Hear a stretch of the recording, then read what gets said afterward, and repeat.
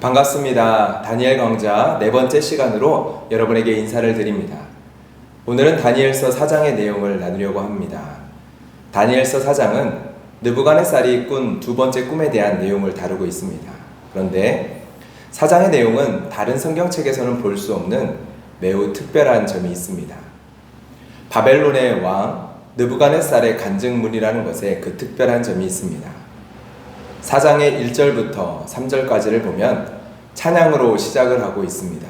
그리고 마지막 절인 37절을 보면 찬양으로 마무리가 되고 있습니다. 다니엘 4장의 시작과 끝이 찬양으로 감싸져 있는데요. 이 찬양을 하는 사람은 다름이 아닌 바벨론의 왕 느부갓네살입니다. 여러분, 느부갓네살이 어떠한 왕입니까? 3번에 걸쳐서 남유다를 침략하고 유대인들을 학살하고 예루살렘 성을 무너뜨리고 이스라엘의 성전을 회파한 장본인입니다. 그의 손에 얼마나 많은 유대인들이 죽임을 당했는지 모릅니다. 그는 정복자였고 많은 유대인들을 포로로 잡아 바벨론으로 끌고 왔습니다.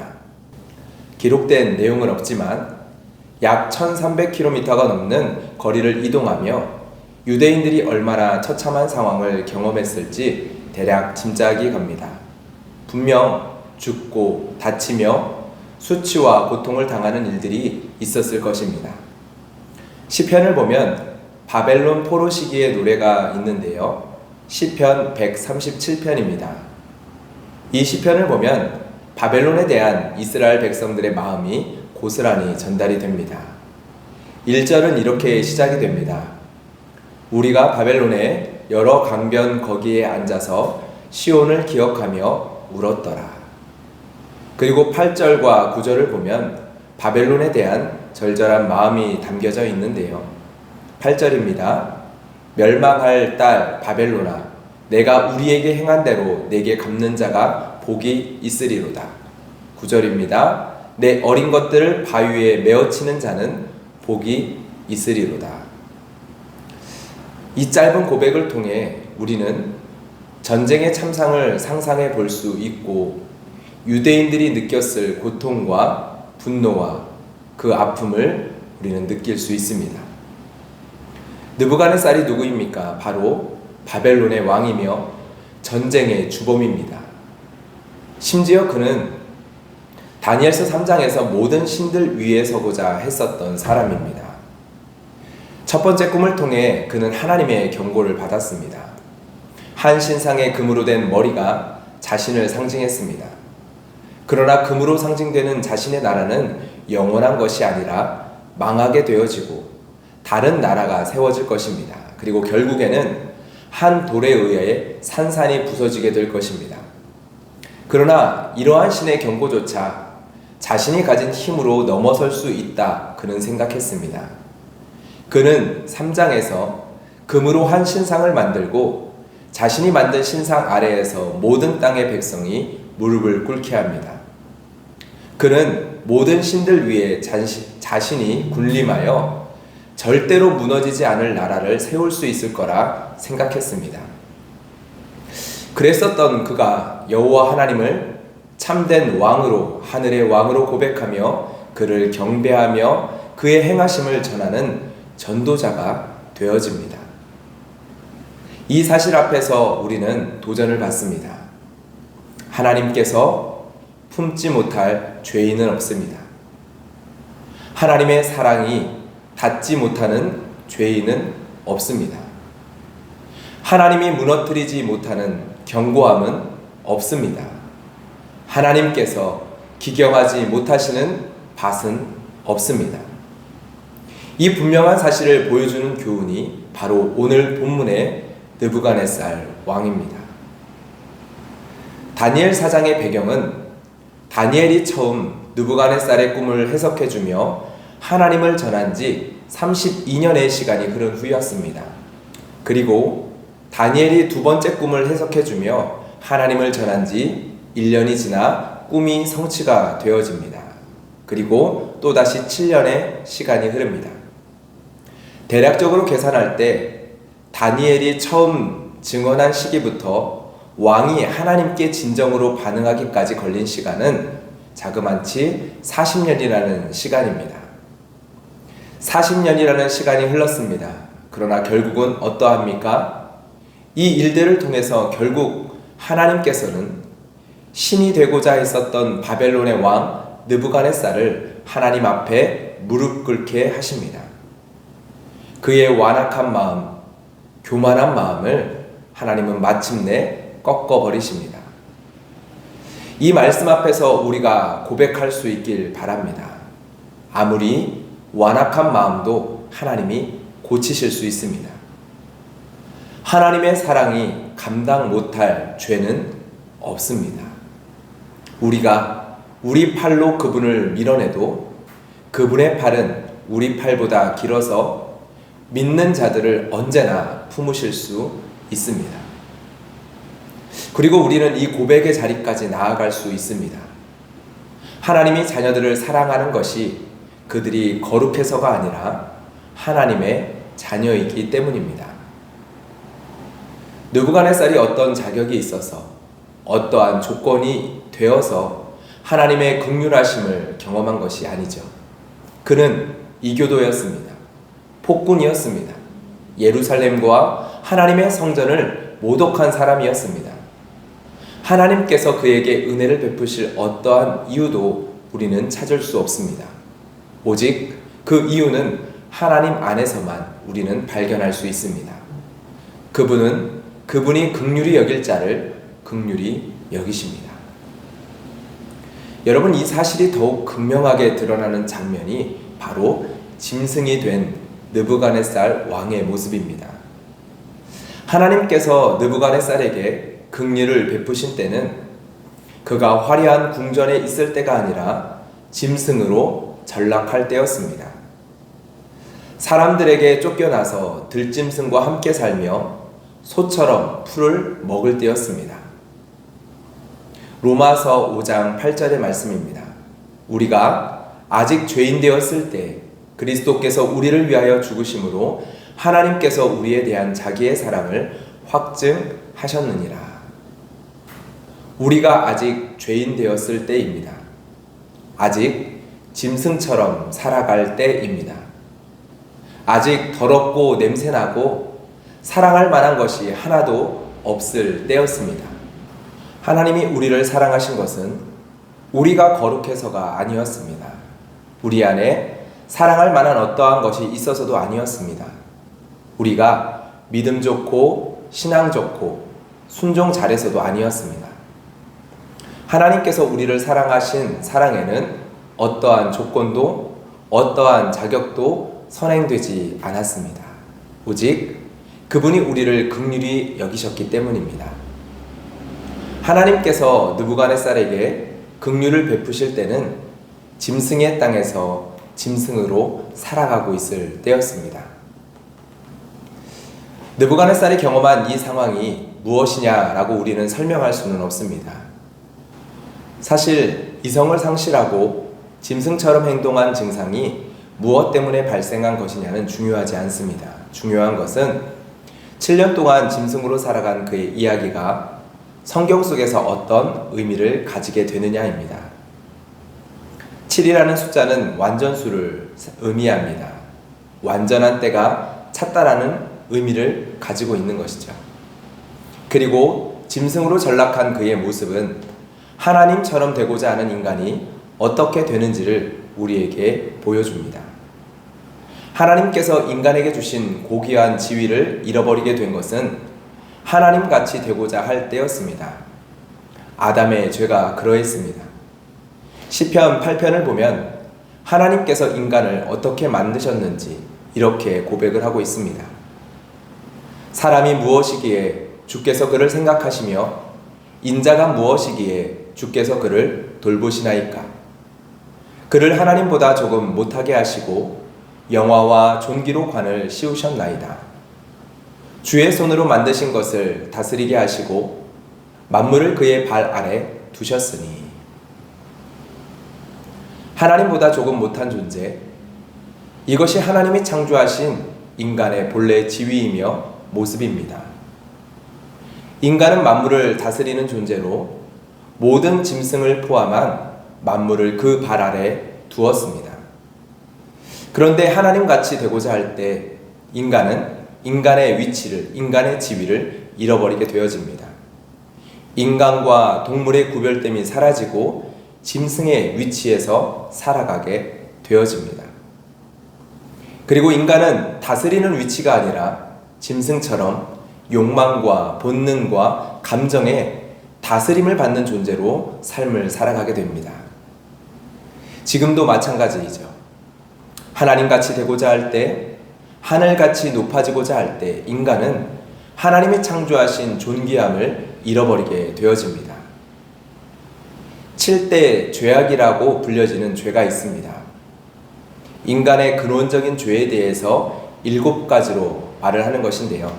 여기에는 교만, 인색함, 질투, 분노, 음욕, 탐욕, 낙태함이 있습니다. 여러분, 이러한 7가지의 죄, 7대 죄악이라고 불려지는 이 7가지 죄가 현대사회 속에서도 여전히 죄악으로 이야기되고 있는지 질문해 본다면 우리는 정반대의 상황이 벌어지고 있음을 알 수 있습니다. 더 이상 이것들은 죄로서 정죄당하지 않고 있습니다. 더 이상 인색함은 죄가 아닙니다. 개인주의 사회 속에서 당연시 되어지고 있죠. 나의 것을 움켜쥐고자 하는 욕심은 삶을 살아가는 지혜처럼 여겨지기도 합니다. 움켜쥐고 모으고 쌓는 사람들을 향해 우리는 박수를 하죠. 질투는 어떠합니까? 경쟁 사회 속에서 우리가 갖추어야 할 인격이 되어버렸습니다. 경쟁을 부추기고 경쟁을 삶의 동력으로 삼는 것을 장려하며 질투심을 도리어 부추기죠. 분노는 어떠합니까? 이 시대는 분노하는 사회가 되었습니다. 분노는 개인이 가진 권리가 되어져 버렸죠. 분노 외에는 의사를 표현할 방법이 없는 사회의 구조적인 문제가 있습니다. 이것은 큰 문제이지만 또한 부조리한 사회 속에서 분노는 더 이상 죄악시되지 않고 권리가 되어져 버린 모습도 분명히 있습니다. 음욕은 개인이 마땅히 누려야 할 즐거움으로 포장이 되어져 버렸습니다. 더 이상 음욕은 숨겨야 할 죄가 되지 않습니다. 내가 원하는 것을 표현하고 즐기는 것에 정도는 없습니다. 단지 취향의 차이로 취급이 되어지고 있습니다. 성적 취향의 차이라는 말로 더 이상 개인의 음욕이 어떠한 제재도 당하지 않고 있습니다. 탐욕은 어떠합니까? 성공을 위한 동기로 칭찬을 받습니다. 그리고 성공한 자가 마땅히 누려야 할 권리가 되어졌습니다. 탐욕을 드러내는 것이 사람들의 박수를 받고 사람들의 부러움을 사는 것이 되어졌습니다. 탐욕스러운 사람을 통해서 수백만의 팔로워를 얻게 되고 탐욕이 돈벌이의 수단이 되고 탐욕스러운 삶이 삶의 목표가 되어져 버렸습니다. 나태함은 어떠합니까? 행복한 삶에 대한 기준이 되어졌습니다. 노동의 가치는 땅에 떨어졌고 땀 흘리지 않는 것이 행복한 삶의 기준이 되어졌습니다. 나태한 삶이 동경의 대상이 되어져 버린 것이죠. 여러분들은 어떠합니까? 화려하고 아름다운 세상 속으로 들어가 성경적인 기준으로 이 세상을 뜯어보면 우리가 살아가는 세상은 어떠한 세상입니까? 하나님보다 조금 못하게 창조한 인간의 존귀함이 드러나는 것이 아니라 짐승의 세계와 같은 본능과 욕망이 다스리는 세계가 드러납니다. 온 만물을 사람의 발 아래 두시고 다스림의 사명을 맡기신 인간의 고귀한 직분이 아니라 자신의 욕망에 다스림을 받고 온 만물을 훼손하는 짐승의 세계인 것이죠. 타인의 인생까지 파괴하고 짓밟으며 웃고 즐거워하는 짐승의 세계가 우리가 살아가는 세상의 한 단면입니다. 우리는 짐승의 세계 속에 살아가고 있습니다. 여러분들은 어떠합니까? 여러분은 어떠한 삶의 기준으로 어떤 삶의 가치로 이 세상 속에서 살아가고 계십니까? 7대 죄악 중에 아직 말씀드리지 않은 교만이라는 죄는 7대 죄악 중에서도 첫 번째로 꼽히는 죄입니다.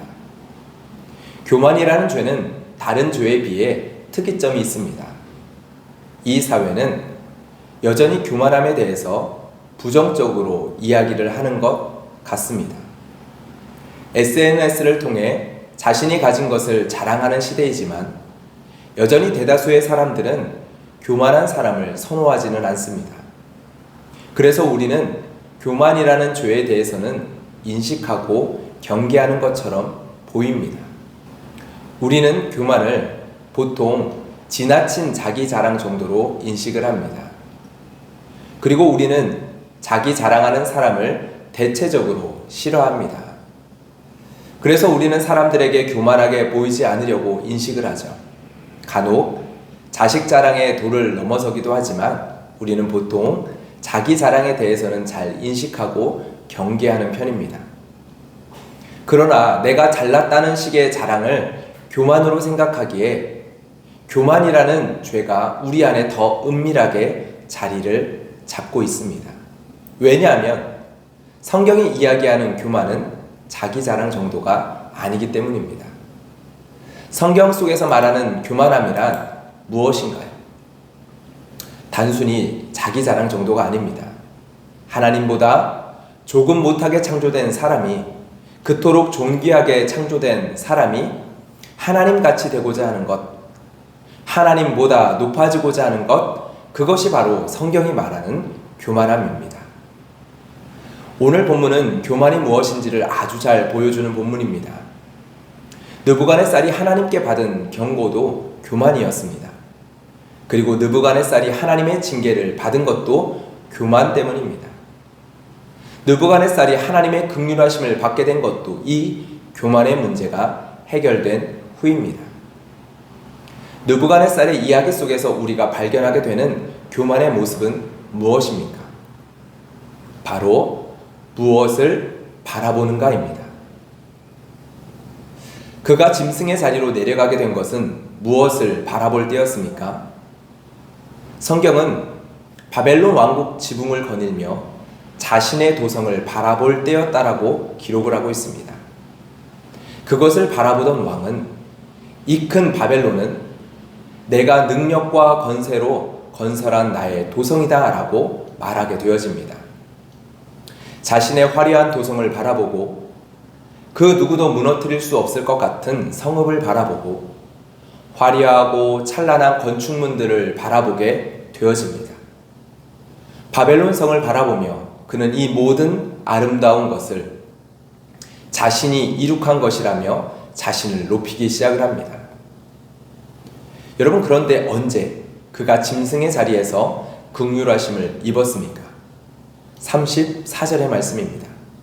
그 기한이 참에 나 느부갓네살이 하늘을 우러러 보았더니 내 총명이 다시 내게로 돌아온지라.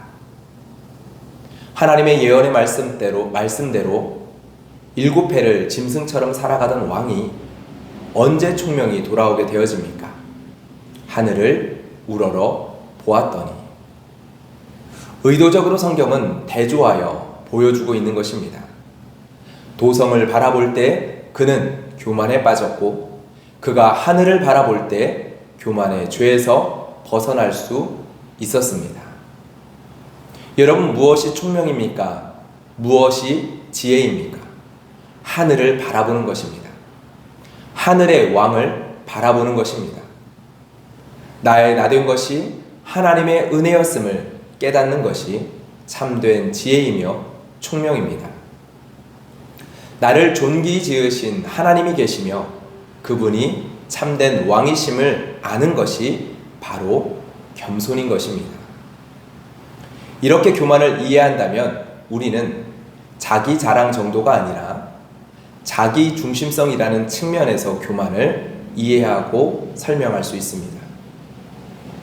여러분, 하나님을 중심에 놓지 않고 있는 모든 것이 교만의 열매들입니다. 하나님을 왕으로 고백하지 않는 우리의 모든 고백과 삶의 모습이 교만의 열매들입니다. 그렇기에 성공뿐 아니라 실패도 우리에게는 교만이 자라는 토양이 될 수 있습니다. 내가 나의 노력으로 이룬 성공과 성취가 나를 하나님보다 높이는 교만이 되어지죠. 또한 나의 실패로 인하여 하나님보다 조금 못하게 창조된 우리를 짐승처럼 여기는 것도 교만이 되어집니다. 자만심도 교만의 열매라면 열등감도 교만의 열매인 것입니다. 자기를 우주의 중심에 놓고 나를 둘러싼 사람들 속에서 자신을 높이기도 하고 자신을 낮추기도 합니다. 그것이 바로 교만입니다. 느부갓네살의 교만이 충분히 겸손을 가장한 모습으로 우리 안에 숨어 들게 되어지는 것이죠. 거짓된 겸손이 우리 안에 어떻게 드러납니까? 세상을 이겼다 말씀하는 하나님 앞에서 나는 세상을 이길 수 없는 존재라고 자신을 주장합니다. 너는 내 아들이다 말씀하시는 하나님 앞에서 나는 당신의 아들이기에는 합당하지 않다라는 고백으로 자신을 주장합니다. 내가 너를 불렀고 나는 너를 사용하길 원한다는 하나님의 부르심 앞에서 나는 자격이 없고 나에게는 능력이 없다라는 고백으로 자신을 주장합니다. 우리는 겸손을 가장한 은밀한 교만으로 하나님을 바라보지 않고 있는 경우가 있습니다. 참된 겸손은 무엇입니까? 하나님을 바라보는 것입니다. 하늘에 계신 우리의 참된 왕을 바라보고 그분을 인정하는 것이 참된 겸손입니다. 오늘 본문에서 다니엘의 모습은 참된 겸손이 어떻게 세상 속에서 드러나는지를 우리에게 보여줍니다. 다니엘은 첫 번째 꿈 해석 때와 마찬가지로 두 번째 꿈 해석을 통해서 제국의 왕 앞에서 하나님을 증거합니다. 꿈 해석의 자리를 통해서 그는 왕에게 여호와 하나님을 전하며 이방인의 왕을 향해 하나님께로 돌이키라고 말씀을 선포합니다. 왜 바벨론의 지혜자들은 왕의 꿈을 해석하지 못했을까요? 첫 번째 꿈과 다르게 이번에 왕은 꿈의 내용을 자세히 이야기를 해주고 그 해석을 묻고 있습니다. 바벨론의 지혜자들도 분명 꿈에서 등장하는 견고하게 높이 자라 하늘에 닿은 나무가 바벨론 왕을 가리키는 것이라는 것을 알았을 것입니다. 그러나 그들은 꿈에 등장하는 순찰자를 설명할 방도가 없었을 것입니다. 그들은 바벨론 제국에서 바벨론의 영광과 권세를 보고 있습니다. 자신의 생명을 한 손에 쥐고 있는 왕 앞에 그들은 서 있습니다. 그런데 이 왕을 상징하는 하늘에 닿은 나무를 일순간에 잘라버리는 순찰자가 등장합니다. 이것을 무엇이라고 설명할 수 있을까요? 순찰자의 존재가 무엇을 가리키는지 설명할 수 없는데 어떻게 그 꿈을 해석할 수 있겠습니까? 그런데 다니엘은 그 꿈을 해석합니다. 왜입니까? 사람의 나라를 다스리며 자기의 뜻대로 그것을 누구에게든지 주시는 지극히 높으신 이 여호와 하나님을 그는 알고 있었기 때문입니다. 다니엘은 느부갓네살이 37절에서 결국 알게 되고 찬양하는 하늘의 왕을 알고 있었습니다. 그렇기에 그는 꿈의 해석을 넘어서서 왕에게 조언을 행하고 있습니다. 왕은 꿈에 대한 조언을 요청하지 않았습니다. 다니엘이 요청받은 바는 꿈에 대한 해석일 뿐입니다. 그러나 다니엘은 단호하게 왕을 향하여 말을 합니다. 먼저는 24절에 이 꿈이 반드시 이루어질 것에 대해서 이렇게 이야기합니다. 왕이여, 그 해석은 이러하니이다. 곧 지극히 높으신 이가 명령하신 것이 내 주 왕에게 미칠 것이라. 반드시 왕에게 미칠 일이 무엇이라고 그는 이야기를 합니까? 25절입니다. 왕이 사람에게 쫓겨나서 들짐승과 함께 살며 소처럼 풀을 먹으며 하늘 이슬에 젖을 것이요 이와 같이 7대를 지낼 것이라. 그때에 지극히 높으신 이가 사람의 나라를 다스리시며 자기의 뜻대로 그것을 누구에게든지 주시는 줄을 아시리이다. 또 그들이 그 나무 뿌리에 그루터기를 남겨두라 하였은즉 하나님이 다스리시는 줄을 왕이 깨달은 후에야 왕의 나라가 견고하리이다. 그리고 이어서 왕에게 이러한 조언을 행하고 있습니다. 그런즉 왕이여, 내가 아뢰는 것을 받으시고 공의를 행함으로 죄를 사하고 가난한 자를 긍휼히 여기심으로 죄악을 사하소서. 그리하시면 왕의 평안함이 혹시 장구하리이다 하니라. 지금 다니엘이 한 말을 직역하면 공의로 당신의 죄악을 부수어 버리소서, 가난한 자에게 긍휼을 베품으로 당신의 불의를 부수어 버리소서라는 뜻입니다. 지금 다니엘이 왕에게 하는 말이 무엇입니까? 이제부터라도 공의로운 행동을 통해서 이전에 행했던 어리석고 불의한 행동을 바로 잡으라는 것입니다. 살아있는 권력 앞에서 당신의 지금까지의 행위는 불의하며 어리석은 것입니다 라고 이야기를 하고 있습니다. 이제라도 하늘의 왕 앞에서 당신의 행동을 바로잡으라고 이야기를 하고 있습니다. 다니엘이 지금 조언하는 사람이 누구입니까? 왕입니다. 왕에게 조언한다라는 것은 어떠한 의미가 있습니까? 지금까지의 바벨론의 정책이 억압적이고 폭력적이고 힘없고 가난한 자에게 대한 무자비한 불의한 정책이었으니 그 바벨론의 정책 방향을 바꾸라는 이야기입니다. 다니엘이 어떻게 이러한 이야기를 할 수 있습니까? 느부갓네살의 꿈을 통해 자신의 뜻을 계시하신 하나님이 지극히 높으신 참된 하나님이심을 바라봤기 때문입니다. 느부갓네살이 아니라 하늘의 왕 하나님을 바라봤기 때문입니다. 그런 의미에서 다니엘은 용기 있었다가 아니라 다니엘은 참된 겸손을 가진 자였다라고 표현할 수 있습니다. 우리가 열매 맺어야 할 겸손은, 참된 겸손은 바로 이러한 모습입니다. 느부갓네살 왕은 짐승의 자리로 내려가 7년이라는 기한을 보내게 되어집니다. 하나님께서 교만한 자를 낮추시는 과정이었습니다.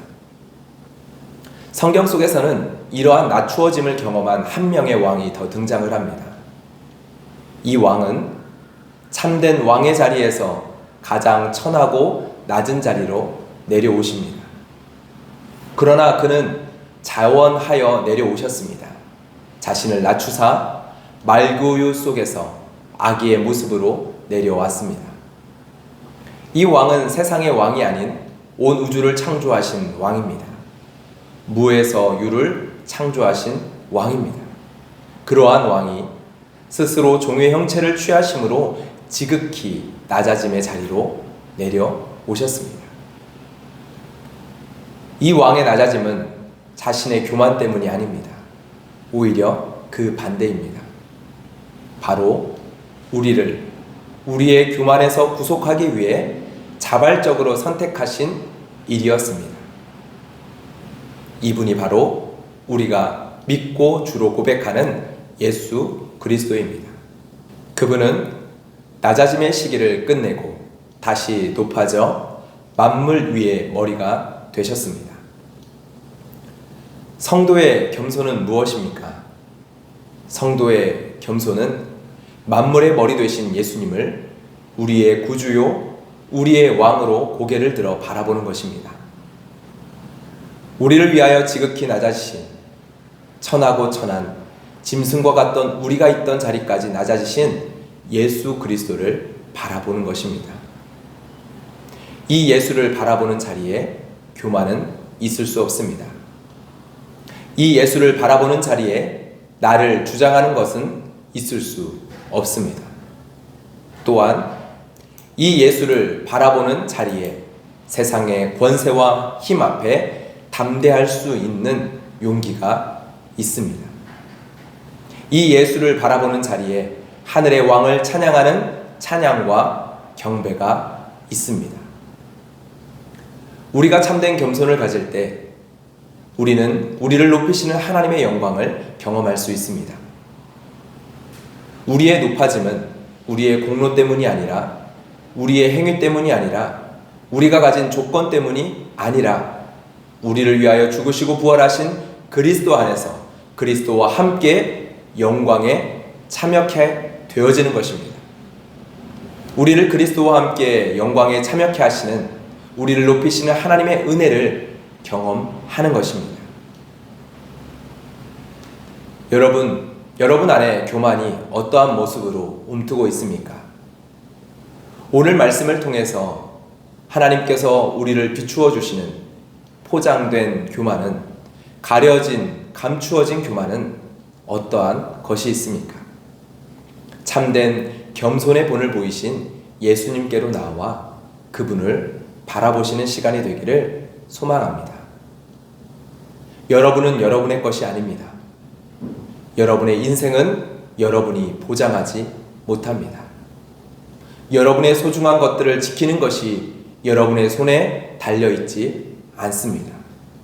여러분의 삶은 여러분의 손에 달려있지 않습니다. 다니엘은 바벨론 왕의 신하로서 40년의 시간을 살아옵니다. 그 시간은 바벨론의 유익을 위하여 바벨론의 왕 느부갓네살을 성실하게 섬기는 시간이었습니다. 다니엘에게 맡겨지는 바벨론의 수많은 사안과 문제들 속에서 다니엘은 이 일들이 자신의 손에 달린 것처럼 고민하고 지혜를 구하고 성실하게 자신의 책임을 다했을 것입니다. 이러한 다니엘은 40년의 시간을 통해 지금 왕 앞에 서게 되어집니다. 그리고 하나님을 전하는 기회, 이 단 한순간의 기회를 얻게 되어집니다. 40년의 시간을 통해서요. 그리고 이 순간에 그는 하나님을 전합니다. 어떻게 그것이 가능합니까? 그가 하늘의 왕 여호와 하나님을 바라보며 40년 동안 겸손으로 살아왔기 때문입니다. 바벨론의 땅에서 바벨론의 왕이 아니라 참된 왕, 하늘의 왕을 바라보고 섬겨왔던 자이기에 이 순간에도 하늘의 왕의 말씀을 가감없이 이 땅의 왕에게 전할 수 있었습니다. 땅의 왕 앞에서 하늘의 왕의 말씀을 전하며 그분의 뜻 안에서 그분이 기뻐하시는 일을 향한 길을 그는 제시할 수 있었습니다. 여러분들이 살아가는 바벨론에서의 하루하루의 삶이, 세상에서의 하루하루의 삶이 때로는 혼란과 고민과 번민을 만들어낼 것입니다. 답이 내려지지 않는 시간을 지날 때도 있을 것입니다. 그러나 이 땅을 살아가며 하늘을 바라보고자 하는 여러분의 하루하루가 모여 하나님이 뜻하신 한 때를 만나게 될 것입니다.